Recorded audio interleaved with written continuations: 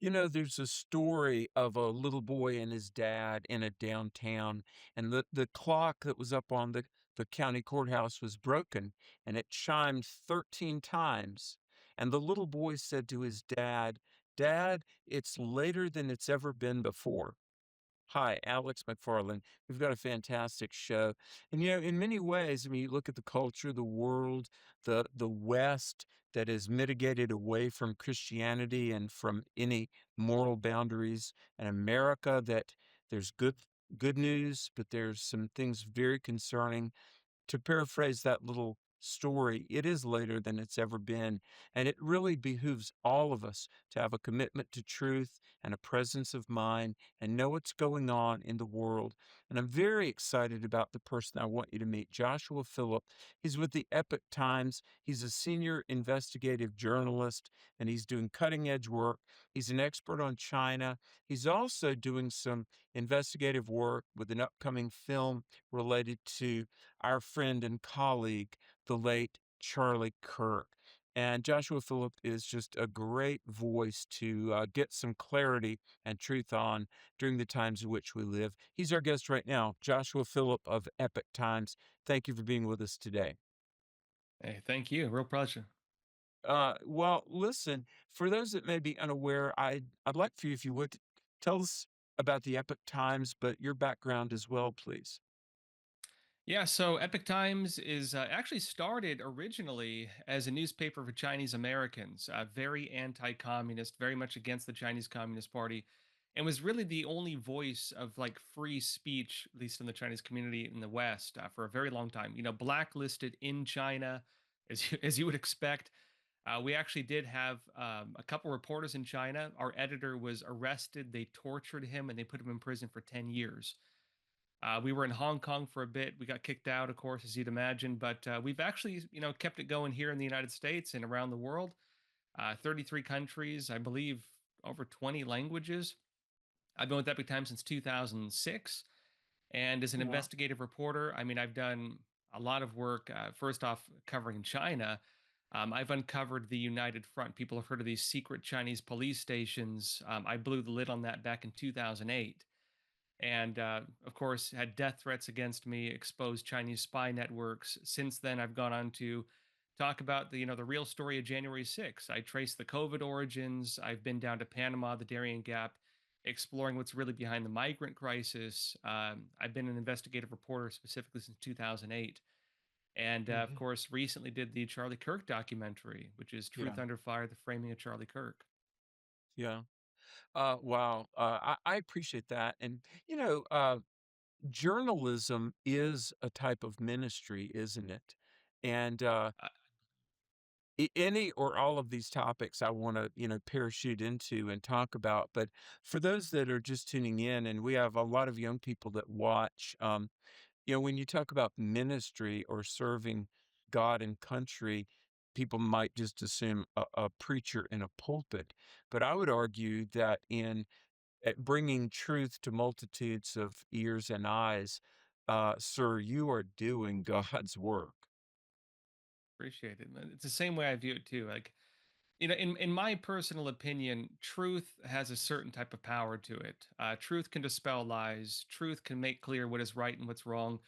I think actually the way the founding fathers even understood the freedom of the press and freedom of speech and freedom of belief, putting them together in the First Amendment was based also on this understanding that open debate, open discussion, and kind of unshackled, rights to faith and speech are what allow for the marketplace of ideas where we can debate, we can discuss, and we can find truth. I think these are kind of foundations of the American system, and I do believe Sure. there's something divine in truth itself. Didn't Jefferson say opposition to tyranny is service to God? Yeah, he did actually. Yeah. Yeah. So, how concerned are you? Because, I know you and I agree. I mean, we love America. I love America. I've taught political science for 20 years at the college and grad levels. Um, I am really more so that at any other point in my life, I'm gravely concerned, not only for the proactive left working against America, but also just the passive ignorance on the part of otherwise we're Americans. They don't know that we have a constitutional representative government. They don't know about the Christian foundations in our country.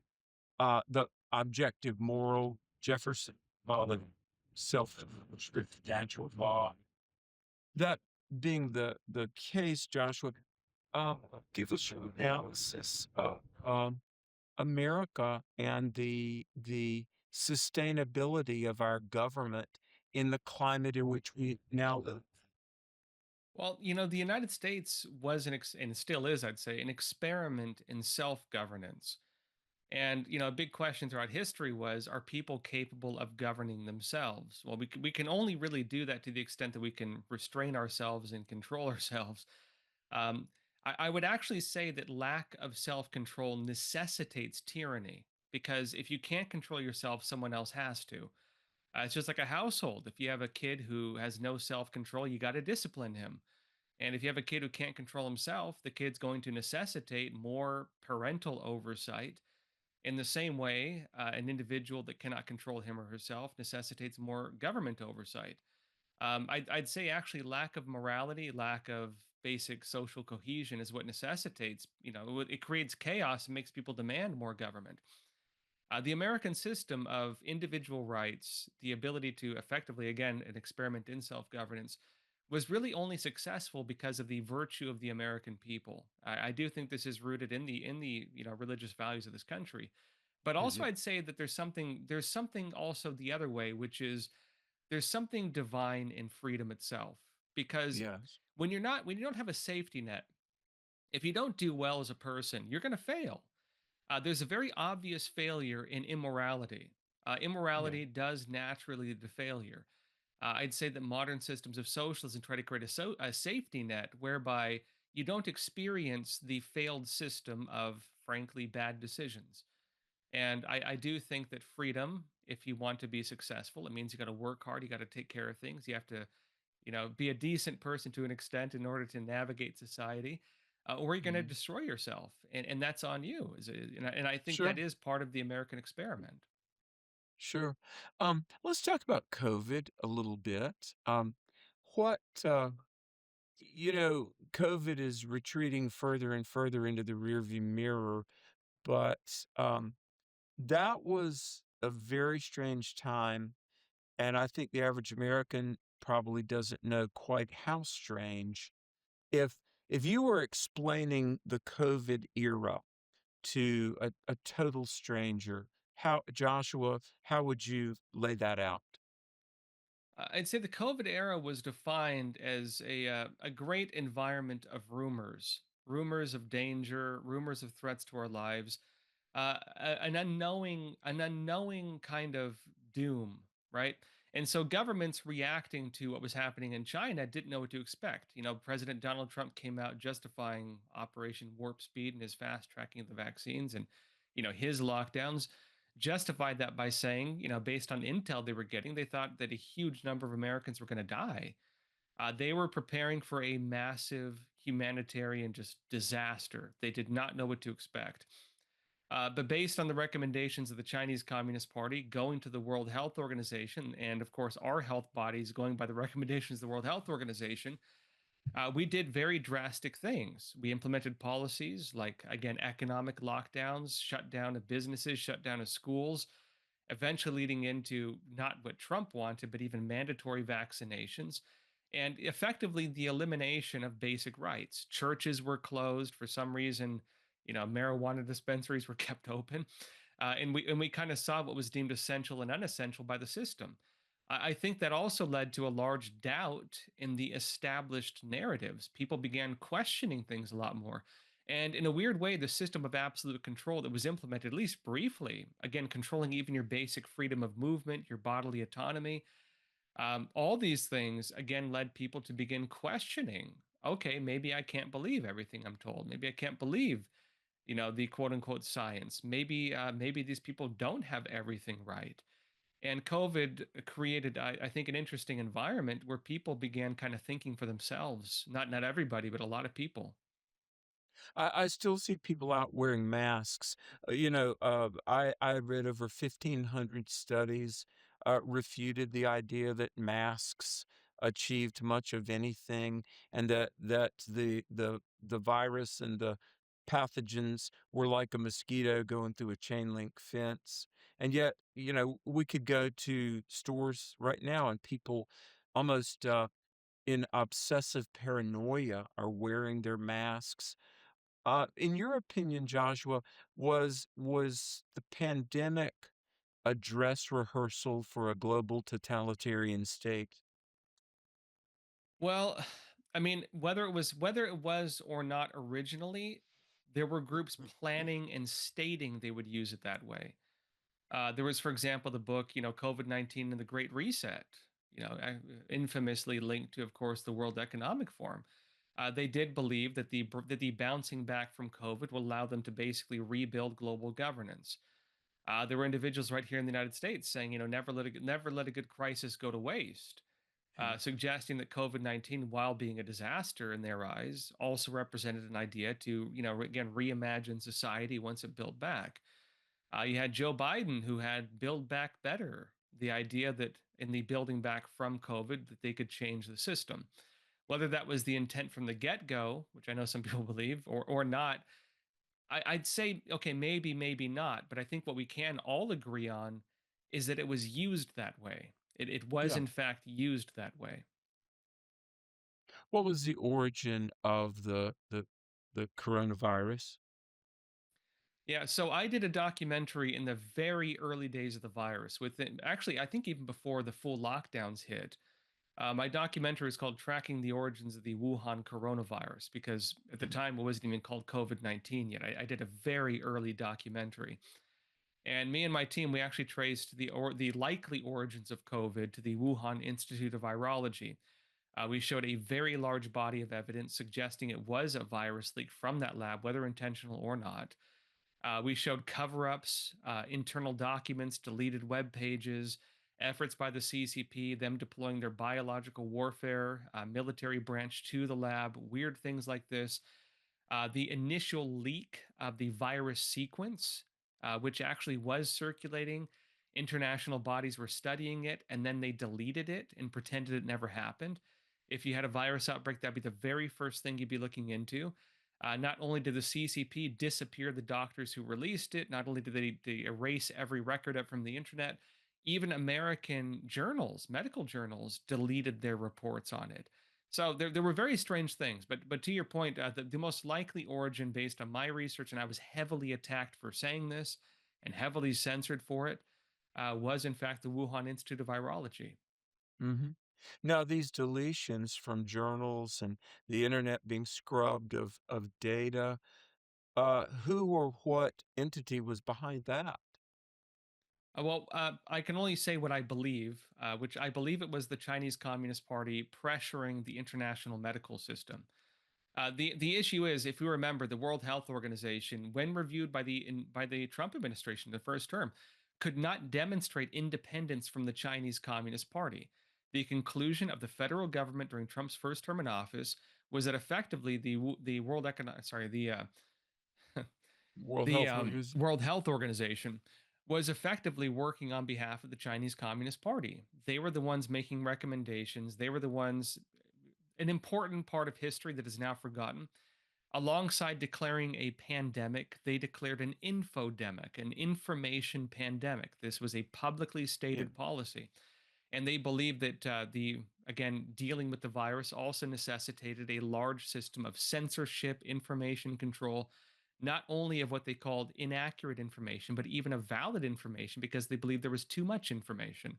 Yeah. And so they were acting to put pressure on different medical bodies, international bodies, anybody tied in with the international medical system, to censor, to delete, to whatever else, as part of what they called the infodemic.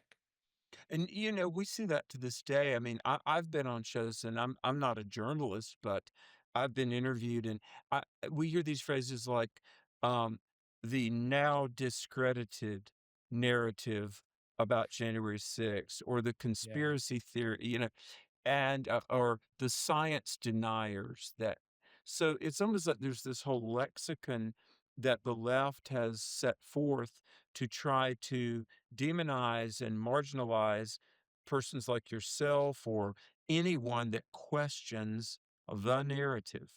And so it really is in a battle for what people are allowed to know, isn't it? Yeah, and this is a common tactic we find with communist regimes. And when I say this, I'm actually saying, of course, the Chinese Communist Party was involved with this. Many communist actors were involved with this. Many people who, right here in the United States, who implement a lot of these policies and have expressed communistic worldviews have been part of this. And I would say that it goes down to what Mao Zedong referred to as the use of power words, the manipulation of language, what George Orwell would have referred to as newspeak. Mm, It's the idea that you can change the implication of language in order to use language as a weapon. For example, in China, they redefined the idea of superstition, blind belief. So in traditional Chinese culture, talking how Mao Zedong manipulated it, superstition or blind belief was actually a good thing. It was that if you were in school, you believed what your teacher said.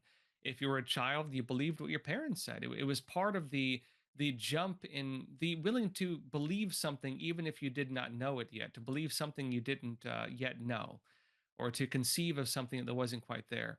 It also extended to religious belief. The Chinese Communist Party altered that to be a bad word. So believing, the idea of belief itself became a political weapon. And if you believed in religion, you were attacked. If you believed in your teachers, again, they had a whole campaign killing teachers during the Cultural Revolution. You were attacked. It was like that. They do the same thing today where if you believe in democracy they call you a cultist, for example. Where if you mm, believe in an unapproved version of Christianity, if you have the 10 commandments on your wall, they call you following an evil religion. mm. In other words, they've redefined even the word cult to define any religion or belief the Chinese Communist Party does not control. And they use it to devastating effect, including justifying genocides and persecutions, among them house Christians, Falun Gong practitioners, and others who just believe in values and systems of belief the Chinese Communist Party does not control. Whereas the CCP itself has actually instituted its own revisions of religions, rewriting the Bible, they don't let you have the first commandment on the 10 commandments, for example. Anything Wow. that is outside their control. And so the manipulation of language is a very common tactic. And one of the uses of it is to redefine it and then attack people who believe in the old values, to redefine the nature of values, but to use the semblance of language. And so, yeah, disinformation, spreaders of misinformation, they have malinformation, which means the Yeah. malicious information, meaning real information that's actually true, but they deem as being inconvenient. All of these are looped together in the same kind of censorship body, which they use to attack people. Joshua, how great a loss, and I know the answer to this, but I want you to be able to speak to it. The voice of Charlie Kirk, uh, certainly a voice for God and country, for truth. Um, in fall of 25, he was gunned down doing what he did, which was opening the minds of college students. Um, how significant is that loss? Well, I knew Charlie. I was supposed to speak at actually, I was supposed to speak in Korea with him just before he died. And he's been on my show. I've been on his. I regarded him as a friend. Charlie Yes. Kirk was an incredible person. I genuinely believe that he could have been president of the United States. And Yeah. I genuinely believe there were people who didn't like him because he wasn't willing to fold the pressure. I think so. I did a documentary. We were talking about it a bit. It's called "The Framing of Charlie Kirk." Um, Truth Under Fire: The Framing of Charlie Kirk. And aside from talking about the hit piece machine, what I do talk about is the Charlie Kirk effect. I remember that in Charlie Kirk's memorial in Arizona, I walked into the audit. It was in a stadium. They had two full stadiums. It was incredible. The press area was on the kind of where the court was in the middle area. I remember walking in right at a moment where kind of a silent vigil took place and people held up signs, I am Charlie Kirk and things like this. I remember in that moment, I felt that for the first time in my life, I saw with my own two eyes what a martyr is. Charlie, in his death, I think actually brought a lot of people to faith, uh, Yeah. really. And also in my reporting, going to some of the events Turning Point has held since then, talking to students and seeing the effect he had on them, rather than becoming afraid, rather than saying, "Oh, I don't want to get shot too. I don't want to get attacked too." You actually have a very fearless new generation coming up. And I found it very encouraging, although I don't like all the stuff that's been happening, now, of course. But I found it very encouraging to see that Charlie Kirk actually did inspire a lot of people. And in his death, you've had record attendance in churches. The Yeah. media is not talking about this, but just recently I was at NRB and I talked to Lucas Miles, who does, the faith division of Turning Oh, Point, he's been on the the show youth many faith. times. Great guy, yeah. Yeah. And he told me that they're still seeing it. There's this Charlie Kirk effect of just incredible turnout to churches. People are going back to church or finding religion again. It's incredible. Yeah, it is great. I was not at the memorial service because we had a citywide crusade we'd been working on for a year and a half in Mississippi. And I thought about it, and we had a public school auditorium rented. And I thought Charlie would want us to do this gospel outreach. Well, we had standing room only, turned away hundreds every night. In a 4-day period, had 1,200 high schoolers make a profession of faith, commit to standing for truth. And you're right, the Charlie Kirk effect has emboldened many people. And I don't see that diminishing. And I'm so sorry we're out of time right now because we've got to have you back on and talk further. But what would be your challenge for America right now? Maybe people who say, "I get it," you know, our America at 250 years old is at risk, whether it be It Marxism, is. communism, Sharia. Give us a challenge for those that care about the future of our country. What would your call to action be? My call to action would be: I believe that we're actually in a religious war. We're in a religious war disguised as a political war. And I know as a journalist that may sound kind of funny, but I genuinely believe it. Marxism, communism is not an economic theory. You would actually define it as dialectical materialism, which means identify, contradict, and eliminate the middle. They invert social values and then build political movements around the inversions.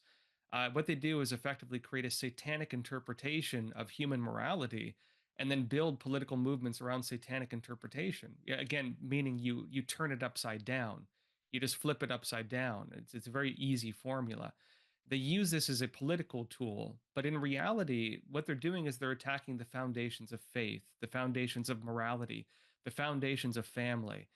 And so I would challenge people to come to educate yourself more deeply about this, to recognize it for what it is. If I could give one resource, I work for Epoch Times. We did a whole series called it's called the Specter of Communism is Ruling Our World. We talk about communism from a metaphysical standpoint, something you don't often hear about. And I would challenge That's people to go true. read that series. It's great. Website. Go to theepochtimes.com, TheEpochtimes.com. Joshua Philipp, thank you for your time today. And more importantly, thank you for the great work you're doing to educate and inform. We've got to take a break. We'll be back in a moment.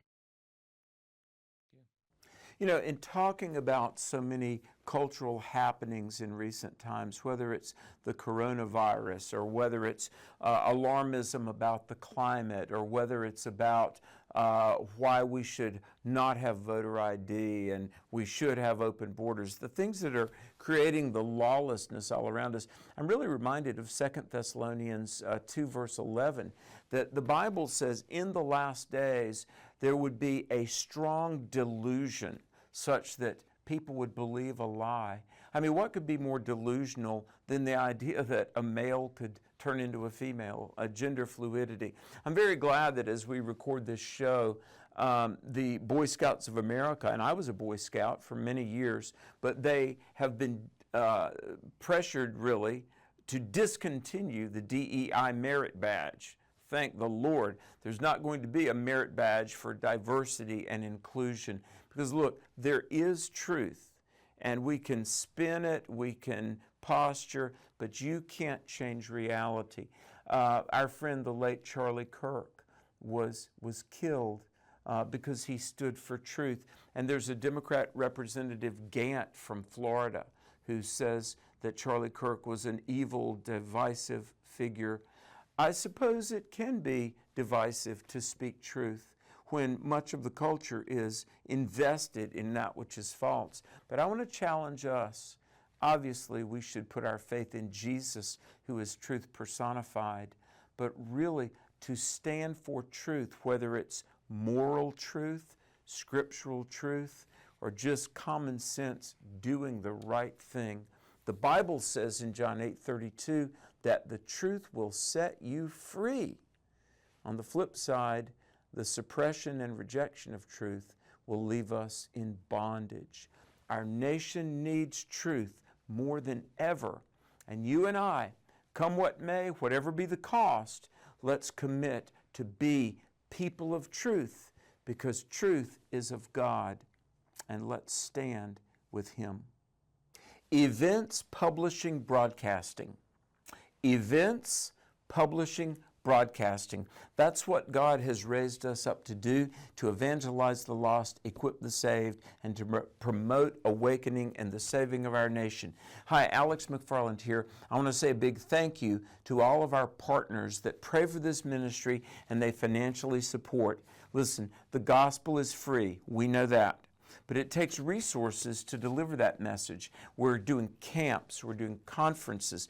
There are thousands of people every year that come to Christ, they come back to Christ. We have got stacks and stacks of correspondence from people who say, Mr. McFarland, I've found Jesus Christ. I've gone back to my family. I've stopped cheating on my wife. We've got volumes from young people who say, thank you, I know how to stand strong amidst all the temptations and the messages. And so we give God the glory. This ministry is growing exponentially. We're hiring staff. We're in faith, doing more, and we are in it to win it, to see our nation brought to Christ. But we need your help. And I'm going to ask you to please partner with us today. You may give securely online at alexmcfarland.com. You can give securely online, or you can mail a check, if you would, simply to AMM, as in Alex McFarland Ministries, P.O. Box 485, Pleasant Garden, North Carolina, 27313. Would you please become a monthly partner? Would you please give your best gift? You have my word. I promise we're not afraid of hard work. We will go, we will speak. God is at work. But together you and I can make a difference. And I would appeal to you now, please invest in the gospel for our times.